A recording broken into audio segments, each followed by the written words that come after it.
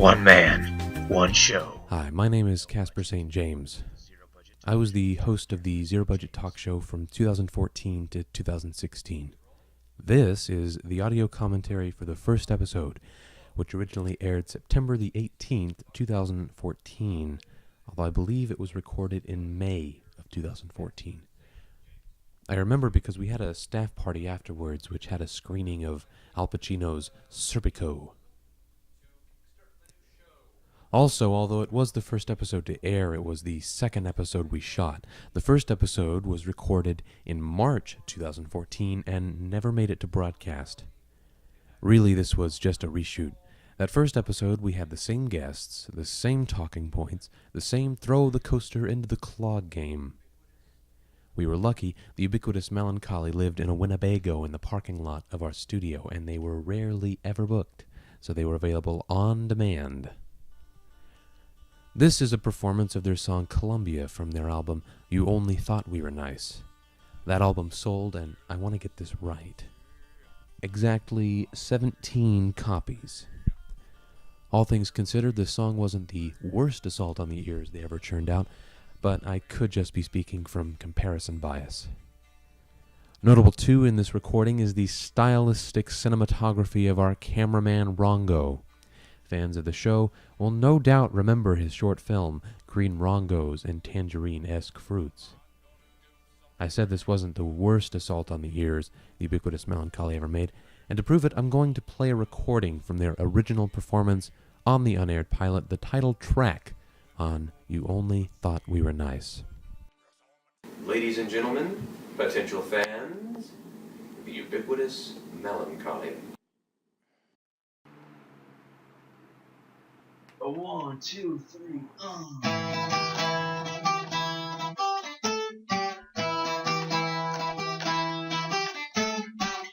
You only thought we were nice, and you are who you thought we were. Yeah, yeah, yeah, yeah, yeah, yeah, yeah, yeah, yeah, yeah, yeah, yeah, yeah, yeah. My life's like a mangled corpse. I lost it all in a bad divorce. Girl, I'm gonna be your fireman. Just agree to take a step in my van. And don't you worry about any pain. Look between my eyes and into my brain. Into my brain, into my brain, into my brain, into my brain.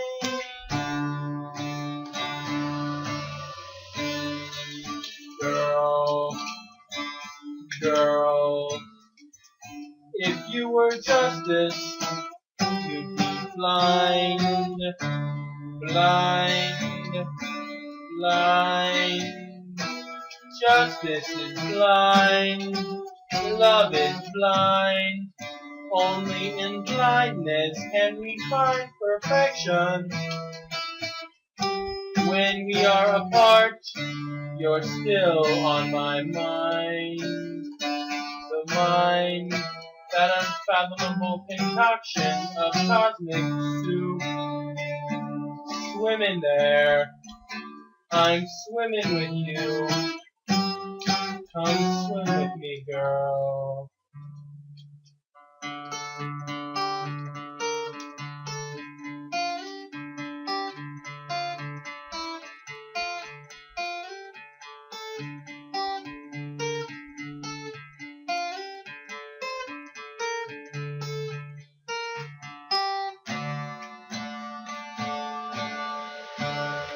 But you don't want me to, and that's my ultimate vice. So tell me, girl, why can't you be nice?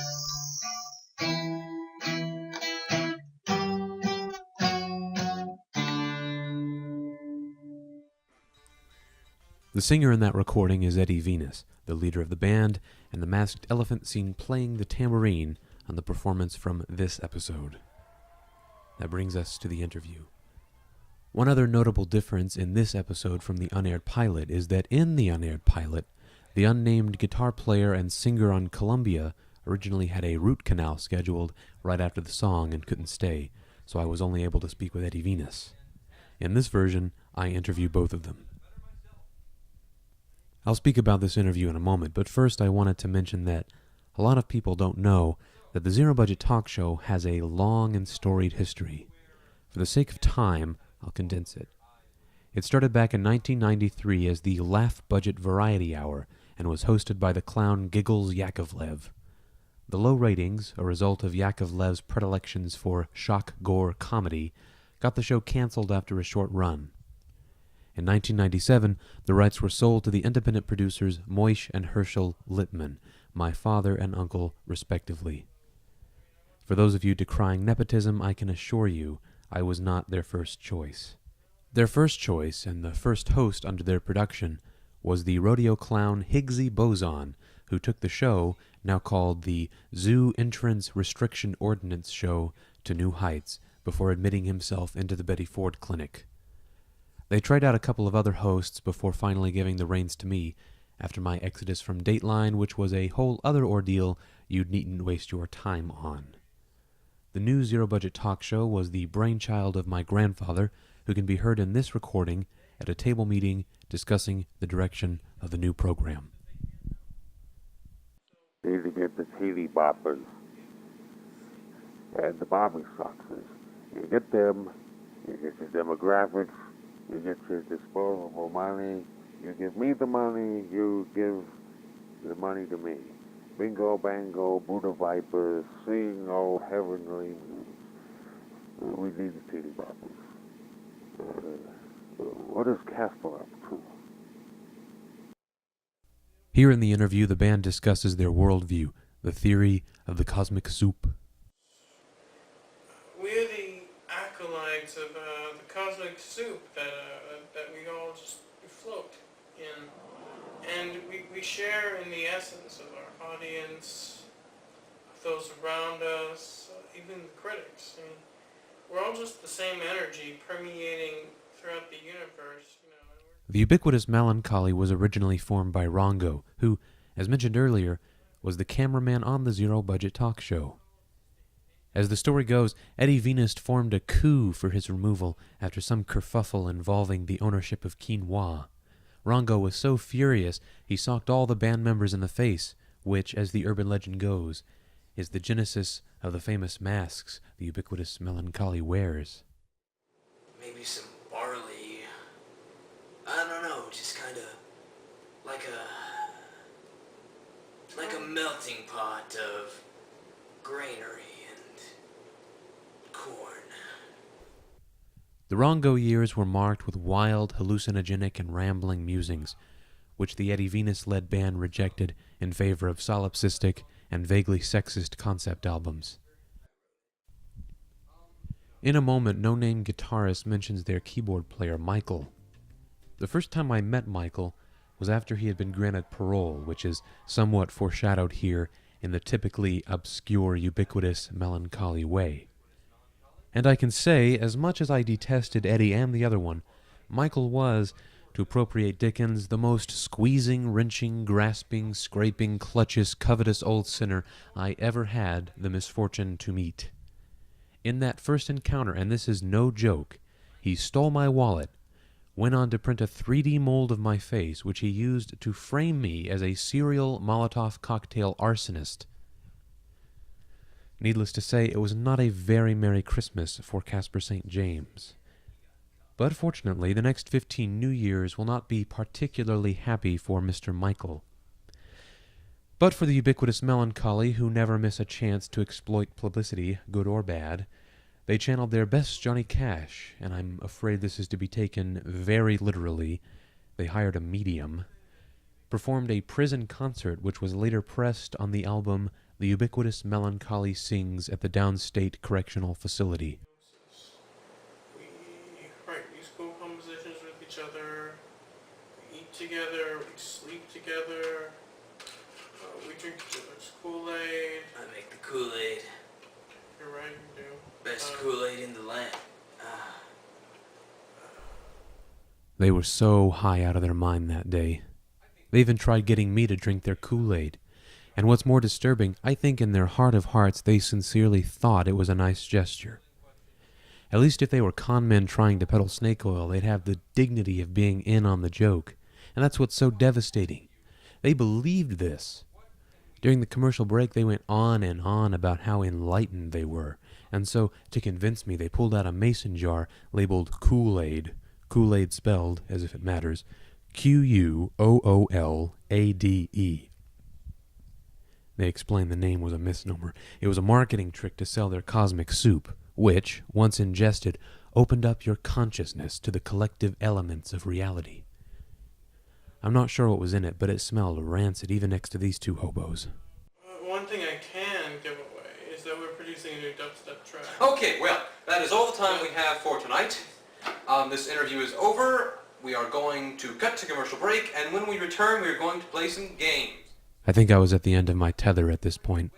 The band Ubiquitous Melancholy. The idea of having guests play games was my idea. Unfortunately, it was taken away from me immediately and subjected to severe committee think. A few ideas flew around, but they compromised on this bizarre game. I think someone wanted us to play a game of darts and someone else wanted a dance-off, so this was that synthesis. I can't explain the coasters, but it's probably likely the producers were rewarded for sneaking in product placement from a small coaster manufacturer. The Gilmore Girls DVD set was decided by my Uncle Herschel, who forgot I was a man and bought that from an estate sale for me on one of my birthdays. As I said, there was a missing third disc. It turns out one of our writers was using it to serve hors d'oeuvres at the writers' retreat.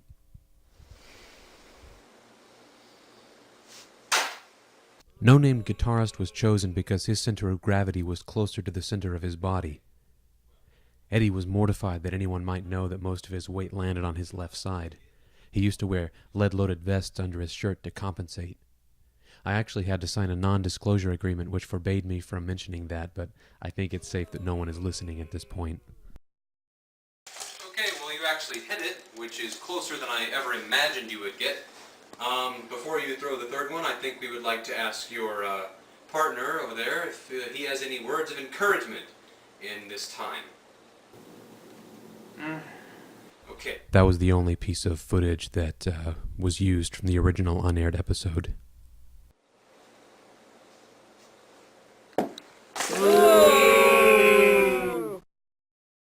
Okay, well, you missed.